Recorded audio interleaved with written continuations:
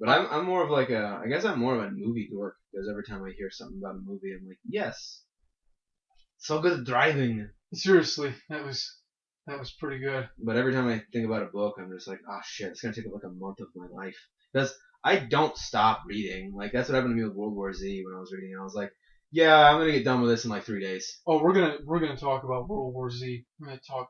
Oh God damn it, we're gonna talk about that a lot. Man, it blew my mind when I figured out Max Brooks and Mel Brooks were related. Yes, but we're gonna get to that in 1 second. So everybody read John Dies at the End, and everybody also read The Time Machine. Everybody actually just read everything H.G. Wells does, because almost everything he writes is a cautionary tale to the future, and most of the stuff he wrote has kind of already happened. And try to avoid Orson Scott Card if you guys can. Most people won't have been able to avoid Ender's Game. Like Ender's Game is a pretty awesome book, but Orson Scott Card is the worst man. He's pretty fucking awful. Another one to consider by H.G. Wells is The Invisible Man. That's really good, and so is he. Well, he also wrote. I don't know how much I'd recommend the book, but he also did write War of the Worlds, and he wrote one. I think it's called A World Set Free, and he wrote it. And at least this is my understanding of it. I definitely want to research this more, but from my understanding, it was one of the first writings about like he coined the term the A bomb. That was him. He coined the term like for the shortening of atom bomb, A bomb. It's not just like saying ass a lot like the F bomb. Well, I think he may have actually coined atomic bomb, because in that specific story, the world wasn't ready for that.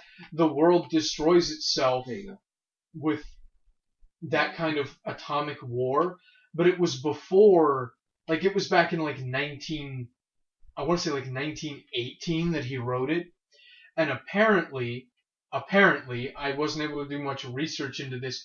Did he influence like the building of an atomic bomb? He influenced the scientist, I want to say he was Polish, who then considered it and on paper was like, yep, what he's writing about is definitely possible. I need to get with my friend Albert Einstein and write a letter to FDR to warn him, because by this time World War II had started, and he was like, we need to write a letter to FDR about how real this danger is, and that was what kickstarted the Manhattan Project. With Dr. Manhattan. Yes, which ties back into the Watchmen. Somehow we looped around. It all came full circle because it needed to, because it's important. Yeah, that's actually pretty interesting. Like that's how you know a science fiction story is badass, when it inspires an invention. When it inspires what is real. Like that's the thing. Like that's what I don't like about recent science fiction. It's because it's all either like a throwback to something back in the day, or it doesn't involve anything new. If it is semi-original, and I'm using air quotes here. Yeah. It's ridiculous. That's why I think like the giant robot stuff needs to start happening more, because I want people like engineers to be like, we should make giant robots. Fuck yeah, Guillermo del Toro, you're right.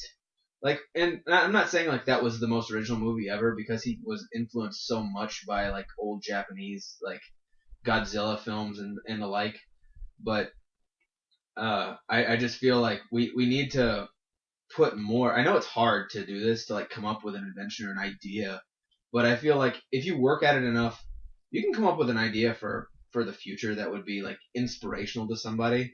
Yeah, original ideas aren't dead. I mean, you even look at stuff like Game of Thrones. But that's all based in the past too. I'm talking about like science fiction. That's not even based in our world though. Yeah, I know that. Like, but I'm just saying like we have like that's a really badass story. Like I'm not saying it's badass. It's just like, I don't see Game of Thrones inspiring an invention. Like unless you think that they'll like unless you think they're going to clone dragons, which would be badass. Like I wouldn't complain if that happened. Yeah, but I just feel like you can't like you can't just keep doing throwbacks to things and expect like science to advance, because people become scientists and engineers because they they're either bullied a lot as a kid and they want to create giant robots to kill all the bullies, or they want to invent something that they saw in fucking Star Wars, and I'm using that, because that's the basis for most dorks to like become scientists. It's like, we gotta fucking make lightsabers, and then they move on to like making other terrifying weapons. Lightsabers became one of the worst things when they explained it. Did they explain it? They explain it. I've never seen Star Wars, viewers at home. Well, but the big drop off for Star Wars, at least for me, was the fact that George Lucas directed it. Well, that being said, the way that they introduce a lot of what the Force is in Episode 4, Isn't which it like midichlorians? Yeah, we're gonna get to that bullshit. Okay. The way they introduce a lot of it in the beginning is with magic. It's got a much more spiritual sort of connotation to it. Space magic. It's like, the Force always has been. We don't really know where it came from. It just always has been. It always will be. It's everywhere, and there are certain people who have the ability to manipulate things through the Force. And then George Lucas, science man, decided, you know what? The Force actually just comes from a certain type of thing called a midichlorian that manifests in your body, which is why it's genetic. No explanation as to where they came from, which then kind of makes it fall apart because like you start giving us concrete stuff, but with no beginnings. And then it also makes the idea of being a Jedi less special because what makes you a Jedi is midichlorians in your blood. Well, your blood transfusion from a Jedi. Now you're a Jedi. Midichlorians. Well, wouldn't your body like reject it? Like it's the same as like it's blood not type. It's not covered though. That's the point. Like nothing is said about it. It's just like midichlorians are in your blood. I'm sure like if you read the books like a real dork would, like maybe they cover something. I won't read the books. I can understand. But reading the books. Anyway, the reason that ruined lightsabers is because then in the universe of Star Wars, you at least when I was younger, a friend of mine came up with this theory, and I completely agreed with it. And that was that the theory a lightsaber is just a physical manifestation of the Force, and that's why neat. And that's why only a Jedi can use it, and why other people just look at it and go, "Oh." Turns out, no. All lightsabers are built and engineered, and in fact, anybody can use them, and that is kind of touched on in Episode 5 because Han Solo uses Luke Skywalker's lightsaber briefly, but there are also ideas that the Force is in Han Solo and he just rejected it. So either way, it can still hold up. What a badass thing to how to like write that character into being so badass is crazy. He is one of the most badass characters ever. Like that's the thing. Like he wrote that character so perfectly badass. Like it's hard not to like him.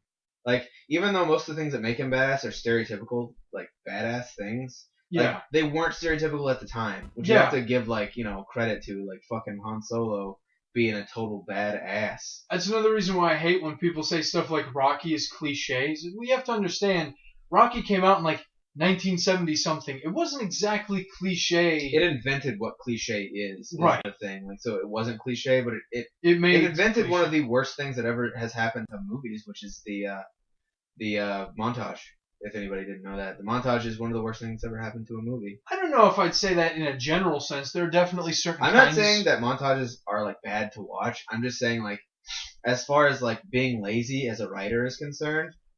Like, you can't, like, write in something like that. You'd have to, like, okay, then we put a montage in this, like, show he's getting badass.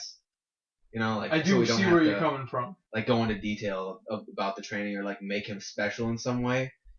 But, like, that's also, that can also be conceived as, or perceived, I'm sorry, as good because it gives rise to the idea that, like, anybody can be awesome.